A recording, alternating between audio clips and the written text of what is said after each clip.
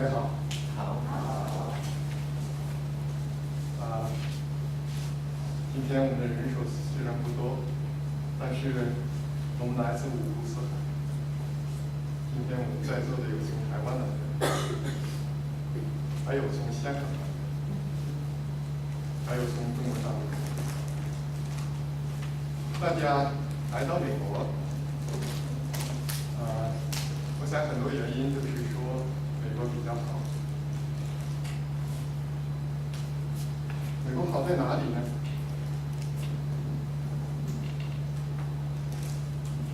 美国的政治社会稳定，美国人民享有充分的自由，特别是宗教信仰有自由。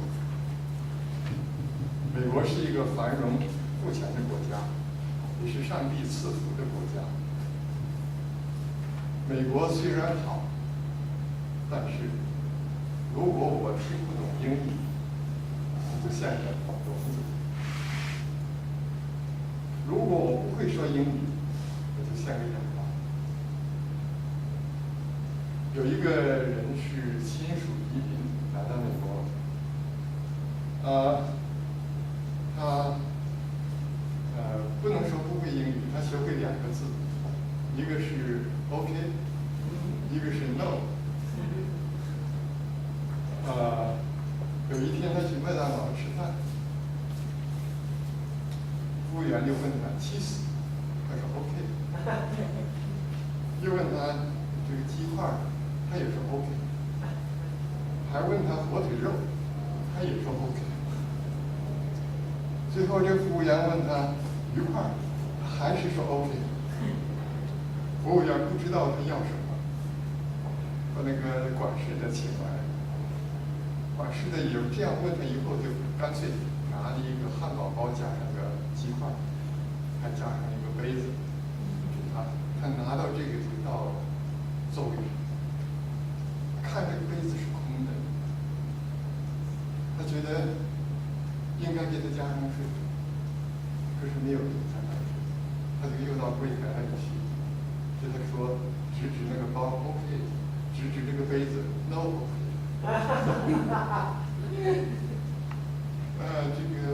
这个服务员就看看这个杯子，因为他认为这个杯子有毛病，就去给他换一个杯子。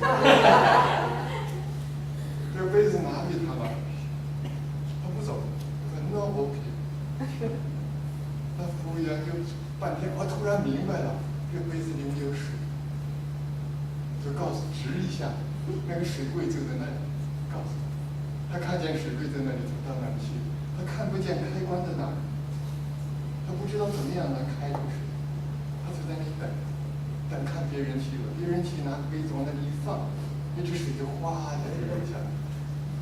那么这个人走了以后，他就把杯那里一放，水不出来，他就说这个水柜机还有歧视吗？别人来就给，我来就不给。心里非常生气，他觉得不应该这样，他就把这个水杯子使劲一放，碰到了后面，哗一下水出来了，但是出来这个水不是他要的果汁。所以美国虽然好，如果我们不知道美国人平日的生活，不会讲英语，虽然我们身在美国，也享受不到美国的福分。我想这一点大家都很清楚。如果今天我们是不单是不单是中国人或者说是你现在是已经有美国的身份，如果你不懂得怎么样在美国生活，那就很多的福分你就享受不到。同样。有人信了耶稣，不读圣经，不参加聚会，不认识天国，不了解天国的生活情况，你也不能享受神在天国给你的福分。今天我们在美国是暂时的，天国是永远的。如果你不明白天国的情况，失去了很多的福分，这个福分是永远的，那就非常可喜。今天我们要分享一个基督徒怎么样在地上能够过在天的生活，这个是很重要的。我想有些事情我要解释一下。犹太人他们敬畏上帝，他们在讲话或者是写字的时候，如果碰到神这个字，他们是很敬畏神的，他们怕冒犯上帝的名号，冒犯上帝，他们就把神这个字改成天，他们不说神，他们说天。因此，我们在看到圣经上，这个马太福音他讲天国，路加福音、马可福音，还包括约翰福音，他们讲神的国。这是因为马太福音是写给犹太人的，他们不敢读神这个字，他们改成天。马可、路加这些是写给外邦人，为了能表达清楚的意思，他们把神就写成神的国。所以天国和神的国，它的意思基本上是一样的。我们可以拿出一些圣经来证明这件事。那么，在马太福音5章3节，耶稣在讲八福的时候，第3节耶稣说：“虚心的人有福了，因为天国是他的。”在路加福音第6章第20节那里说，耶稣举目看着门徒说：“你们贫穷的人有福了，因为神的国是你们的。”那么马太福音说的天国和路加福音说神的国，这个在希腊文里边是同一个字。那么在虚心和贫穷，在希腊文里也是同一个字。我再说一遍刚刚可能我说的有点含糊的地方。天国和神的国，马太福音用天国，路加福音用神的国。那么同样一件事，耶稣在马太福音5章3节说：“虚心的人有福了，因为天国是他们。”路加福音说：“贫穷的人有福了，因为神的国是他们。”这里边虚心和贫穷在希腊文里面是一个字。天国和神国，它的含义是相同的。还有别的经文，我们今天就不讲，因为时间的关系。一个国家，国家这个字是表示一个国度。一个国家最主要的必须有3个因素才能成为一个国家，就是有国民，有疆土，就是有这个范围，占据的范围，有国民，有疆土，还有统治国家的政权。这个政权包括抵御外敌、维持疆土完整的军队，以及维持社会秩序安定的警察。在这个国家里边，最重要的是看政权掌握在谁的手里。我们在这里说，我们不去评论世界上的国家，我们在这里说，凡是世人掌权的国，就是世上的国；凡是基督神掌权的国，就是神的国。那么神的国的内容包括什么呢？也包括有神的子民。神的子民是谁？是神的子民呢？就是我们平常讲的重生得救的信徒，就是天国的国民。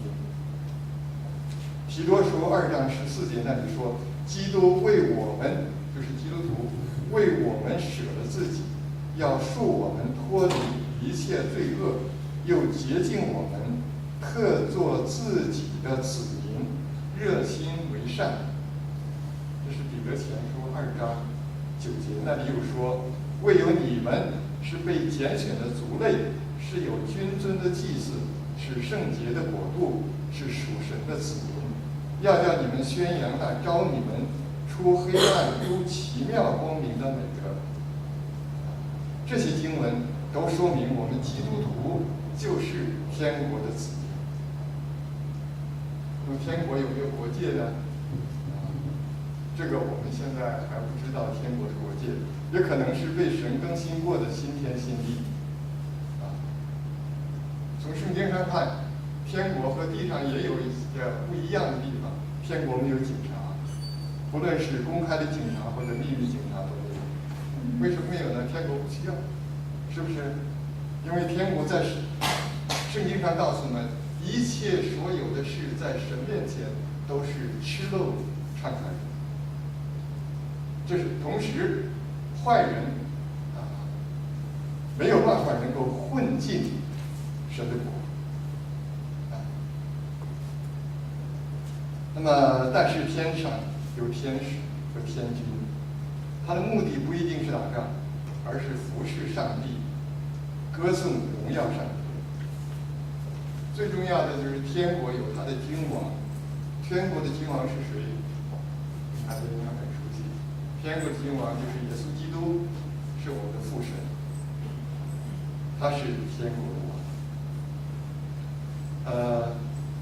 政权掌握在基督的手里，掌握在神的手里，就是天国。启示录11章15节那里说，第7位天使吹号，天上就有大声音说，世上的国成了我主和主基督的国，他要做王，直到永永远远。神有一天，耶稣基督有一天要做我们的王，直到永永远远。这个就是天国。那么下面我讲一下世人怎么样能够成为天国的子民。今天大多数人都已经成为天国的子民，但是还有个别的人可能还没有成为天国的子民。那么你要怎样成为天国的子民呢？我先说个例子。一个外国人要合法的进入美国，必须经过海关的检查，包括要看你的护照，你带的行李，行李里边不能有武器，不能有违禁品，不能有毒品，不能有走私的货物。然后你都合法了，合格了，他就让你进到美国。然后你就根据美国移民局的各项条件申请，然后被批准为美国公民。那么一个人要成为天国的国民，也是有条件的。这几个条件我希望还没有成为天国国民的你们注意的听，有几个条件。第一个条件是必须承认有一位神，神爱世人，甚至将他的独生子耶稣降世为人。他是神，也是人，他没有罪，他是为我的罪被钉在十字架上死了，并且葬在坟墓里，第3天他复活了。复活以后向门徒多次的显现，40天以后他升天去了。他告诉我们，他还要再来，这个你必须相信，这是第一个条件。第二个条件，说到我自己，我要承认我是一个有罪的人，我相信耶稣是神的儿子，我向耶稣来承认我的罪，我接受耶稣基督做我的救主。这个时候按照圣经上的应许，圣灵就会进到我的里边在圣灵还会赐给我一个新的生命，我就重生了，我就得救了，我就成为神的儿女了，而且我是有继承权的神的儿女这时候我从一个世人就成为天国的子民天国第一个条件是神掌权的国，我们要成为天国，就是按我们刚才讲的那个条件，你做到了，你就是天国的子民。那不单是圣经上这样应许，我们成为天国子民以后，圣灵会住在我们里边，他在我们里边证明我们是神的儿女。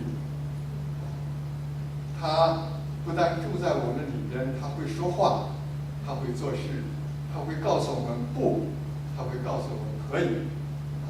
当我们做一件事不知道怎么做的时候，我们向他祷告，我们说神啊，你指示我当行的路，圣灵就会在你里面告诉你，你应该这样做。我们信的神是活神，是真神。上个月我们刚刚经历了我的师母放支架，完全是神的眷顾。那么我们一定成为神国的子民，我们怎么样生活在地上？这是我今天要分享的。天国的子民怎么样在地上生活？第一，我们要渴慕主的话。渴慕的表现是什么？就是要读圣经。为什么要读圣经呢？使徒保罗告诉我们，圣经都是神所默示的，以教训、读者、使人归正、教导人学艺，都是有余的，叫属神的人得以完全，预备行各样的善事。这段圣经写在提摩太后书3章16、17节。在这里我要说，神对人说话，都是用圣经里的话。神对你说话，对我说话，都是用圣经里的话。有时候神也直接对我们说话，但那个话也是圣经里的话。因此，如果你不读圣经，不知道神的话，不懂得神的话，就好像我不懂英语一样，那神对你说话怎么说呢？你不懂。所以我们要懂神向我们说话，就一定要读圣经。圣经里面记载了神的创造，人的堕落，记载了神是公义的，也是慈爱的。从人的堕落开始，神就要救世人。神爱世人，要差遣他的独生子降世成为人，这些都是在圣经里的。神讲了，耶稣要代替世人接受罪的惩罚，使人的罪得到赦免，使神的公义得到满足，让神的慈爱也被彰显出来。为此，神要拣选一个人，这个人在当时被神看中了，就是亚伯拉罕，因为他爱神。神要借着亚伯拉罕，让他的后裔成为一个民族、一个国家，让这个国家明白神的心意，明白神子民应该有的生活方式，为神的儿子耶稣基督降世找一个落脚点。落脚点大家明白意思吧？我到我2个礼拜前我去伦敦，那个海关问我你找谁？我说我找我儿子。他说你儿子在哪里？我说我记不清他的地址。他说那怎么行啊？我说他会来接我。那个海关就说好，你去吧，就让我进去。那我们神要救赎世人，要差遣他的儿子降世为人，他要先有一个落脚点。这个落脚点就是我重复一下，神拣选亚伯拉罕的目的是要万国因他得福，是要他的后裔明白神的意思，明白神的子民生活的方式，然后耶稣来可以落脚。这个是神救人的一个计划。神耶稣基督出生在以色列国犹太地区的伯利恒，因为她是圣灵借着玛利亚怀孕的，她自己身上没有原罪，她在世上33年，她自己也没有犯过任何的罪，她经过了宗教的审判，就是大祭司的审判，她经过希律的审判，是当地的政权的审判，她又经过罗马巡抚比拉多按照罗马法律的审判2次。比拉多都宣布我没有查出他有罪，所以耶稣基督是没有罪被钉死在十字架上。那么为什么钉在十字架上呢？就是因为他要代替你我犯罪的后果被处死，他替我们处死。耶稣基督被钉死以后，3天他复活了，从坟墓里复活。他复活以前，他的坟墓是被兵丁把守的，不是随便偷去的，不是随便丢的，是真的从死里复活。复活以后向许多人显现，40天以后他升天去了。今天他坐在天父的右边。刚刚我们讲的这许多的事，都是圣经告诉我们的。圣经还告诉我们，耶稣基督要再来。他再来的时候，是以王的身份再来。他是在天使的陪伴下，有在大荣耀中降临。那时候，他要审判世界，他要做真正的王，直到永永远远。今天的基督徒不但是神国的子民，他有权继承天父的儿子。这个我们是有继承权的天父的儿子。我们的天父给我们预备了很多的福分，圣经上说给我们预备了丰盛的恩典，要赏赐给我们。我们的神创造天地万物，并且拥有天地万物。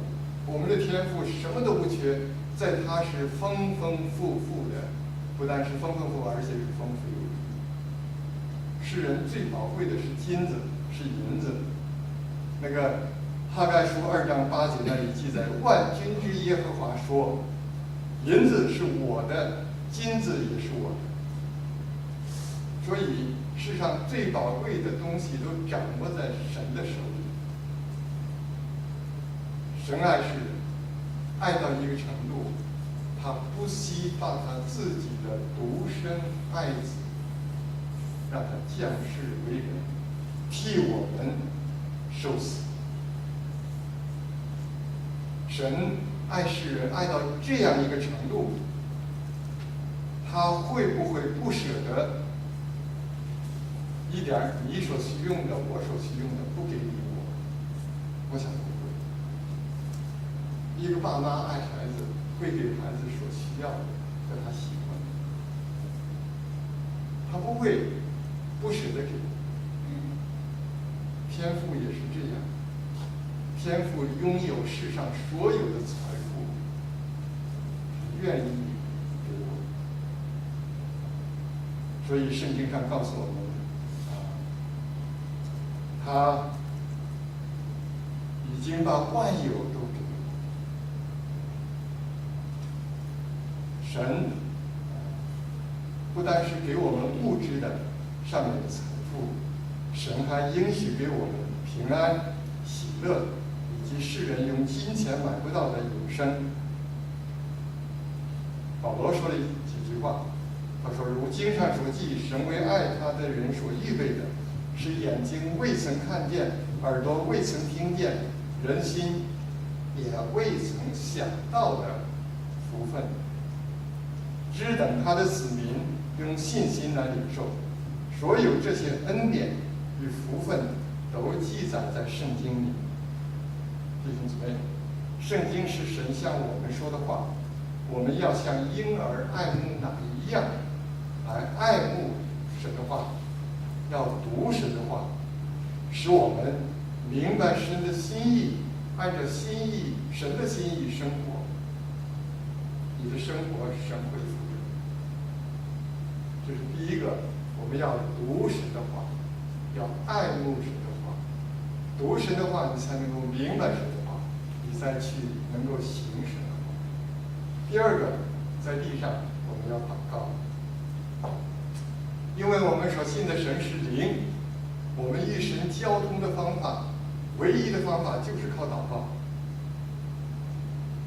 今天基督徒活在世上，神给属他的人有一个重要的权柄给我们，是什么呢？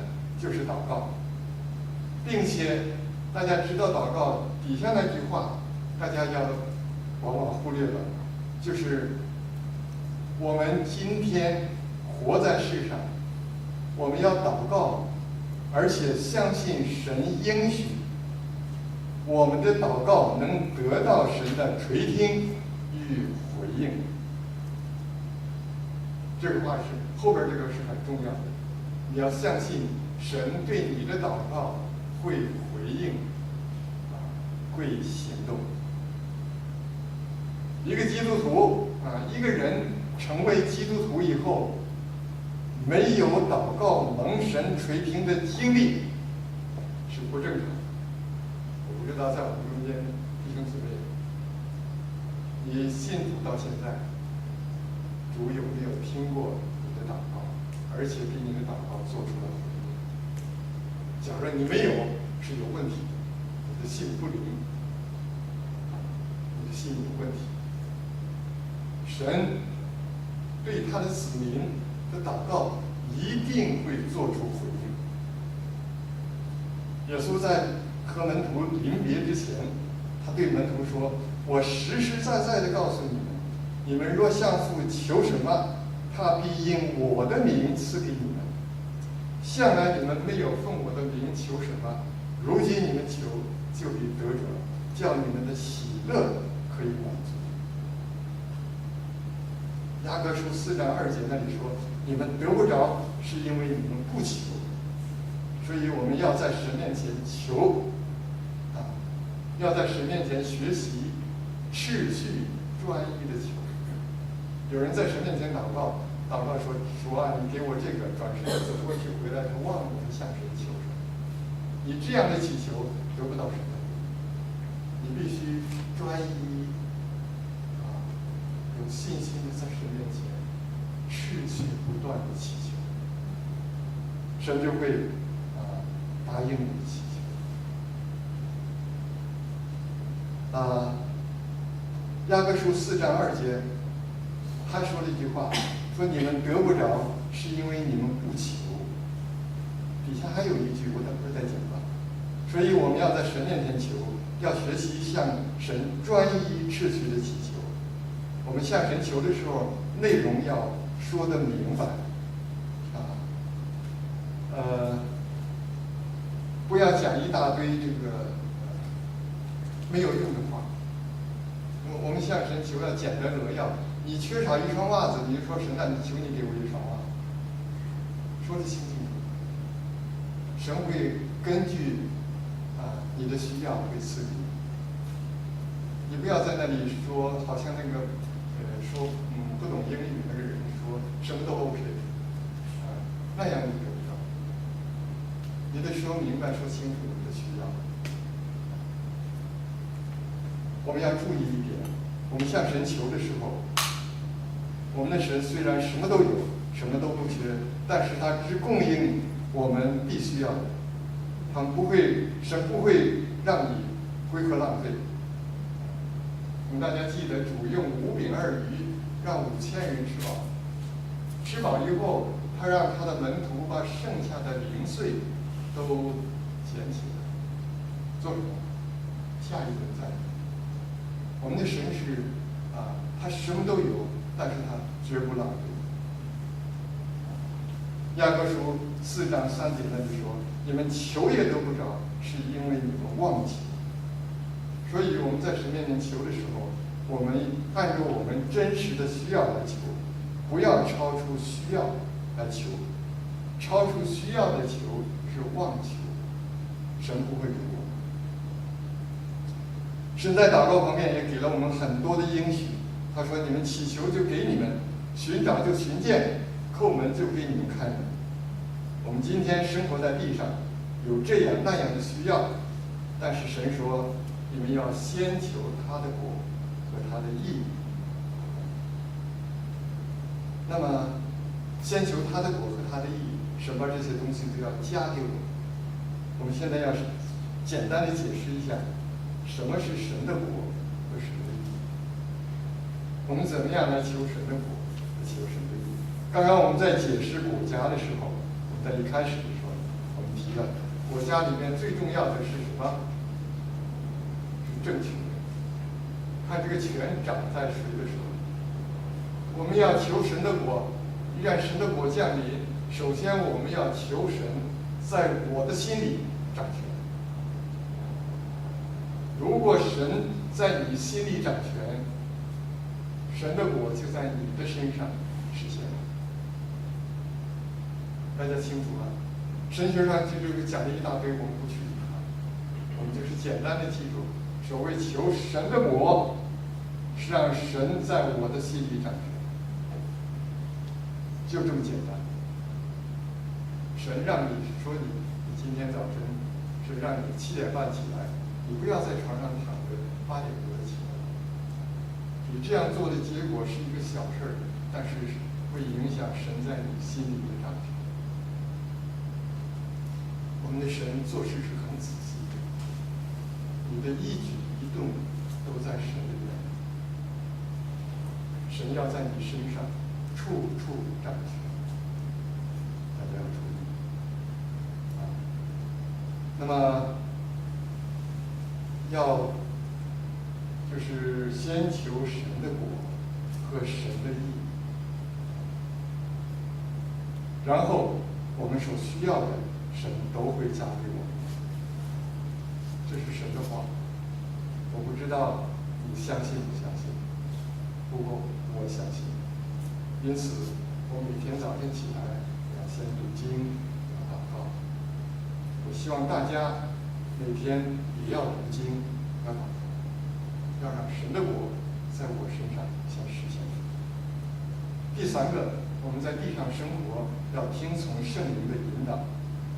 耶稣在离开门徒以前对门徒说：“我要求父，父就另外赐给你们一位保惠师，叫他永远与你们同在。”就是真理的圣灵，世人不能接受的，因为不见他，也不认识他；你们却认识他，因为他常与你们同在，也要在你们里边。这是主耶稣给我们的应许。主又说，保惠师就是父因我的名说要差来的圣灵，他要将一切的事指教你们，并且要叫你们想起我对你们所说的一切话。由于每一个信徒都有圣灵的内助，因此我们要留心，按照圣灵给我们的教导而生活。这个就是基督在我们里面掌权，这个生活就是基督掌权的生活，也就是天国子民的生活。天国子民在地的生活，是让基督在我们里边掌权。今天你按主的教导去做了，神就在你身上掌权，天国就在你身上已经实现了。基督在我的心里掌权，基督的国就实现在我心里。如果基督在弟兄姊妹中间掌权，神的国就实现在我们中间。我们要从我们个人顺服神来做起，我们要求神的国早日降临。今天就实现在我身上，今天就实现在弟兄姊妹中间。神的国，我们要它降临，降临到我们中间。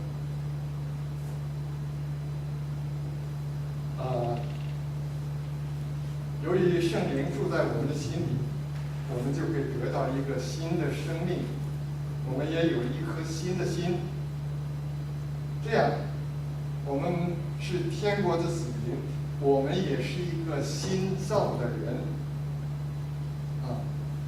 我们成为天国子民，但是今天我们仍旧生活在地上，我们仍然有肉身，我们仍然需要衣食住行，我们还有要尽的义务，要享受的权利，我们还要在世上继续生活下去。我们并不是现在就到天上去，我们还继续生活。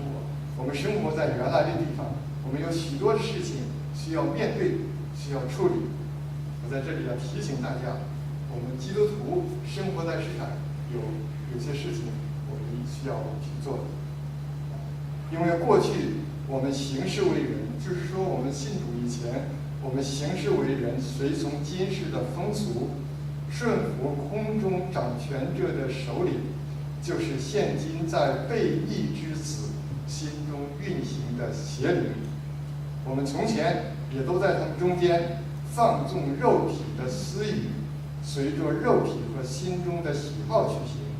我们本来是可怒之子，和别人一样。然而神既有丰富的怜悯，因他爱我们的大爱，当我们死在罪恶过患之中的时候，他叫我们与基督一同活过来。这是以弗所书对我们的要求。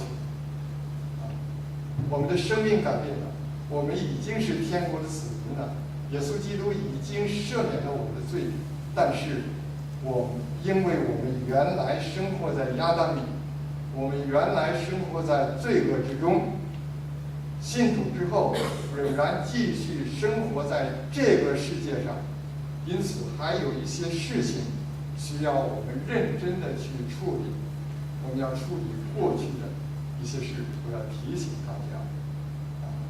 第一，我们要清除与偶像有关的事物。一个人信主以后，他应该在这方面做清理。如果你没有清理，那今天我讲了以后，你就要注意回去清理。清理和偶像有关的物品，包括雕塑、雕像、偶像、雕塑、字画、风水的用品，所谓的灶神、门神、清明、鬼节的祭拜，这一类的事物，必须从你的生活当中清除。我不知道你们有没有做清楚。我在墨尔本华人宣道会，我们有3位信主以后做了清楚，其中有一个最贵重的一个偶像制品，他的先生花了1000美元来怎么办？征求他先生的意见，把它撒好，奉主得名。大家要是偶像和偶像的制品要清楚，字画要清楚。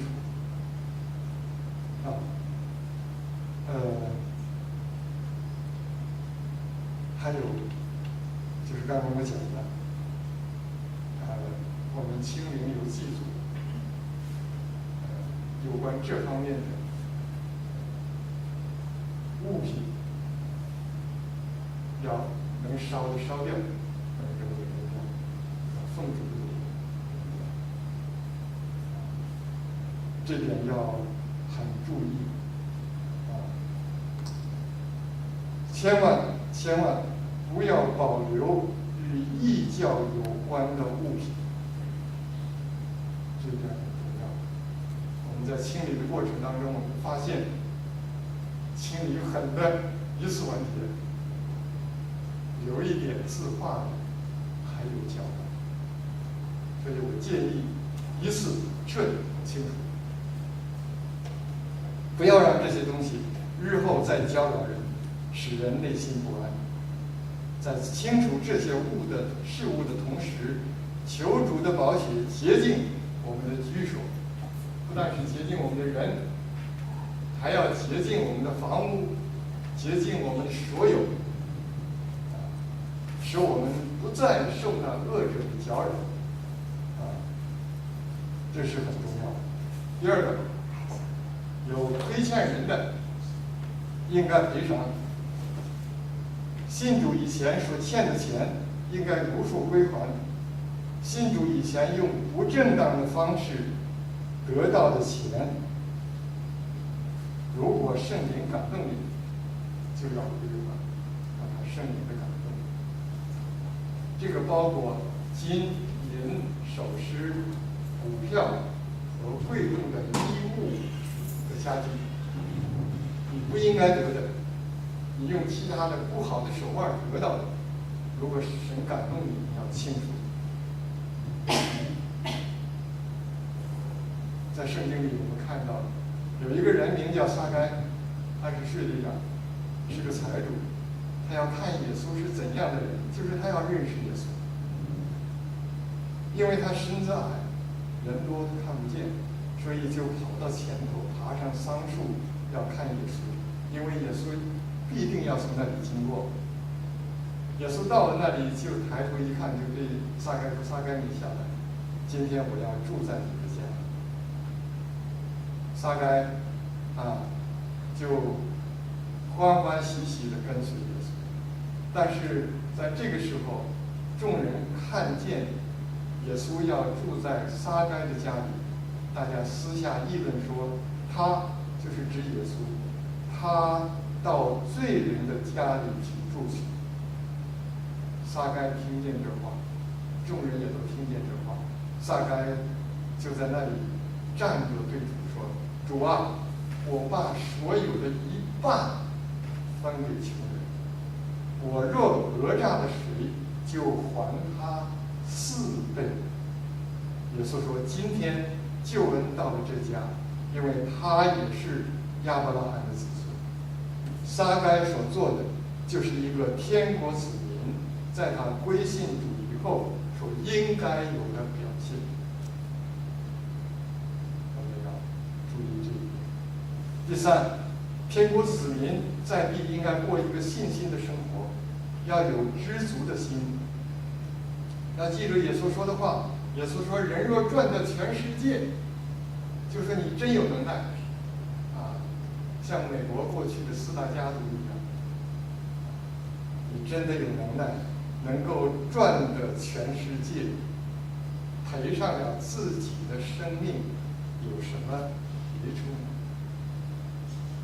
你得了这么多东西，有命运，有什么好处呢？”使徒保罗说：“然而敬虔加上知足，便是大利了。”我们要有一个知足的心。保罗说：“因为我们没有带什么到世上来，也不能带什么去，只要有衣有食，就当知足。但那些想要发财的人，就陷在迷惑，落在网罗和许多无知有害的私欲里，叫人沉在败坏和灭亡之中。贪财是万恶之根，有人贪恋钱财，就被引诱，离了真道，用许多愁苦把自己刺透了。”这是发财，你想发财的后果是愁苦把自己刺透。所以，我们应该有一个知足的心。还有，我们不要有挂虑。我认识一个姊妹，很聪明，她和丈夫都有工作，虽然收入不高，但是生活还是不错的。她买了房子，买了车，买了这些东西以后，并没有给她带来喜乐。真的喜，买了车子嘛，我看见要买的车子，看见他买的房子，我到他房子里看，我觉得很高兴，我觉得不错。但是他还愁眉苦脸，他就跟我说：“牧师啊，还有3年我的儿子就上大学，如果到时候我申请贷款申不到怎么办呢？你说？3年以后。”我告诉他，圣经上说，不要为明天忧虑。圣经告诉我们，应当一无挂虑，只要凡事借着祷告、祈求和感谢，将你们所要的告诉神。神所赐出人意外的平安，必在基督耶稣里保守你们的心怀意念。圣经上让我们面对的是今天，不是3年以后。我们那个姊妹为3年以后愁，你说多么可惜！她本来有喜乐，她应该满足，所以我们应该有满足，不要有知足的心，不要有挂虑。还有，我们在世上会遇见这样那样的困难，会遇见这样那样的难处，怎么办？遇见这样难处的时候，我们是不是消极啊？我们的神不听祷告啊？我们的神离我很远，那怎么办？我们要有信心。我们在苦难中要乐观，要相信乌云之上有什么？乌云暂时遮住它，但是太阳仍然在。我们遇见的困难背后有主的恩典。耶稣说：“所以我告诉你们，不要为生命忧虑，吃什么，喝什么；为身体忧虑，穿什么。生命不胜于饮食吗？身体不胜于衣裳吗？你们看那天上的飞鸟，也不种，也不收，也不积蓄在仓里，你们的天父尚且养活它，你们不比飞鸟贵重的多吗？谁能说我不如飞鸟贵重？我们都比飞鸟贵重的多。神养活的飞鸟，养活你和我，这是我们深信不疑的。所以我们生活当中要乐观。耶稣对我们说：“你们要先求他的国和他的义，这些东西都要加给你们。”不是我们应该得，是加给我们。只要我们先求神的国、神的义、他的义，加给我们。什么是神的国？我再问一次大家，我今天已经讲了好多次了。什么是神的国？对了，就是让基督在我们心里掌权。我们有了基督在我们心里掌权，我们什么都不怕，我们什么都拿不到我。我介绍一个例子给大家。可能年纪大的人可能知道，香港有一位明星叫张青，不知道大家记不记得张青？1962年，香港第一那个香港中文电视台叫丽丽央声开播，他是一个导演。几年之后，他升得很快，升为节目总监，经济丰裕，家中有一位好太太，他有2个儿子，2个女儿，生活可以说非常美满。他相信，凭着他自己的本事，他可以掌握一切。他曾经导演一部戏，这部戏是在水边拍的，在排戏的过程当中，5个人掉在水里，差一点淹死，是他一个人把他们救上。就在这事发生之后，几个星期，他突然有一天接到一个电话，说他在美国读书的大儿子在河里淹死。接到这个消息以后，他的心里非常的伤痛。他觉得他过去做了许许多多的善事，上天对他实在不公。他的妻子劝他说：“你的钱已经挣了不少，这都是物质的生活。现在老大已经死了，你不如放弃名利，到美国定居。”他听了妻子的话，满怀怨恨、愤怒，但是又无奈，离开了香港，来到美国在路上。1983年9月，一天他在工作，突然的接到电话，他第2个儿子撞车了，立即就赶到现场，看见他的儿子身上满身满脸都是血，他的头上插满了玻璃碎玻璃。他的头和手都是罪过的，他的头部肿胀，全身黢黑。看见的情况呢，浑身发抖。他说：“天哪，为什么这样待我？第一个儿子死了，第二个儿子为什么又遭车祸？”向神祷告。以后他的儿子病情稳定，脱离了危险，但是没有清醒。他的太太祷告神说：“神啊，作为母亲的我很需要这个儿子，但是我知道生命是你掌管的，我不敢命令你把儿子给我，你是掌管生命的。如果你要他离开世界，我愿意服从。然而，你要夺他的生命去，求你快一点把他接回去，不要让他太辛苦，不要让他成为植物人，因为我年纪大了，我如果离世的时候他是一个植物人，我怎么办呢？”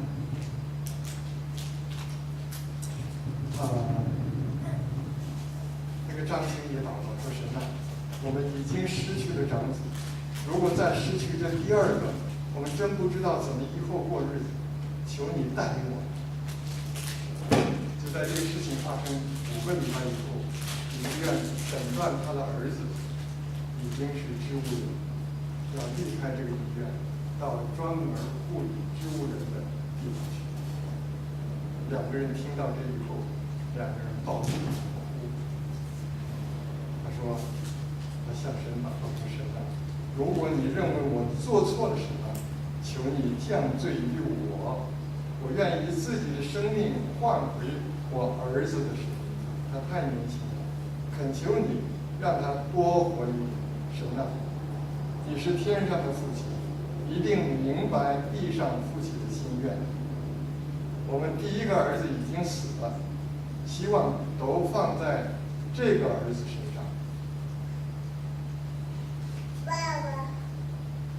如果你要接他去，我们也无能为力，我们完全的顺服。但是求你早点取去，不要让他这样成为植物人。如果你怜悯我这个在地上做父亲的，求你把儿子赏回。”他们做了祷告，把希望寄托在神面前。有一天晚上8点多，突然接到医院来电话，叫他们快去看儿子。他们即刻马上就去，不知道发生什么事。他们去到医院的时候，护士在那等着他，把他们带进来，叫他们说是你叫你的儿子，他不敢相信。那个张晴就在他儿子的头边就喊了一下：“Son，听到爸爸说话吗？如果听到，动动你的手指吧。”他的妈妈也在旁边喊。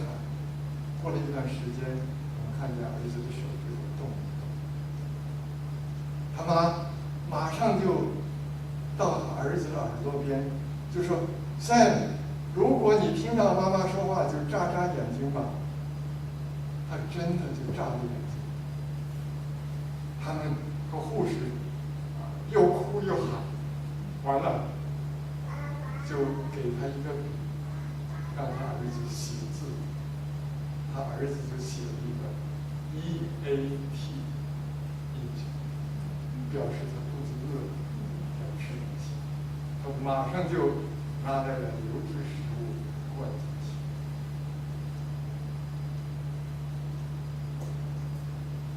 这样，他就一点一点苏醒过来。